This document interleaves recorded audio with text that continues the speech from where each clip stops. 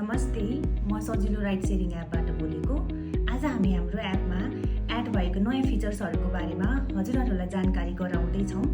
पहिलो नम्बरमा रहेको छ राउन्ड ट्रिप, दोस्रो नम्बरमा रहेको छ बुक फर अदर्स र तेस्रो नम्बरमा रहेको छ एड लोकेसन। जस्तै हजुरले राउन्ड ट्रिप गर्नको लागि सबैभन्दा पहिले हजुरले आफूले जान चाहेको लोकेसन राख्न पर्ने हुन्छ। त्यो राख्नुहोस्।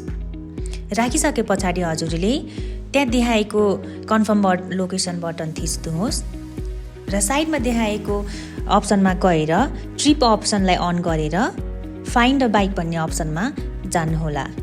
जस्तै राउन्ड ट्रिप फिचर युज गरेर हजुरले जान चाहेको लोकेसनमा गई त्यही राइडरसँग पनि फर्किन सक्नुहुन्छ। र त्यस्तै एड स्टप फिचर युज गर्न हजुरले त्यो प्लस बटनमा थिच्नुहोस् र हजुरलाई कुन ठाउँमा रोकिन पर्ने छ त्यो डेस्टिनेसन राख्नुहोस् र राखिसके पछाडि हजुरले आफूले जान चाहेको फाइनल डेस्टिनेसन पनि राख्नुहोस् र अन्तिममा हजुरले कन्फर्म लोकेसन बटन थिचेर लोकेसन कन्फर्म गर्नुहोस् र टोटल अमाउन्ट त्यही बेसिसमा हजुरले स्क्रिनमा देख्न सक्नुहुनेछ। र अन्तिममा बुक फर अदर फिचर भनेको हजुरले आफ्नो लोकेसनबाट अरू नै कसैको लागि राइड बुक पनि गर्न सक्नुहुन्छ।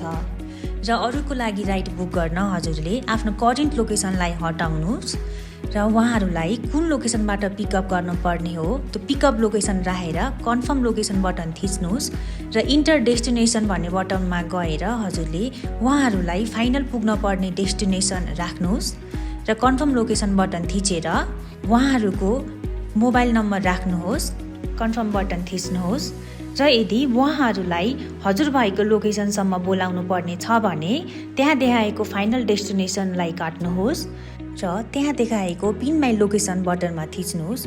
त्यो गरिसके पछाडि हजुरको आफ्नो करेन्ट लोकेसन अटोमेटिकल्ली अपडेट भएर त्यहाँ स्क्रिनमा आउँछ र अन्तिममा हजुरले त्यहाँ देखाएको फाइन्ड अ बाइक भन्ने अप्सनमा थिच्नुहोस् र यसै गरी हजुरले अरूको लागि राइड बुक गर्न सक्नुहुन्छ। हजुरहरूले यो भिडियो अन्तिमसम्म हेरिदिनु भएकोमा हामी सम्पूर्ण सजिलो टिमबाट हजुरहरूलाई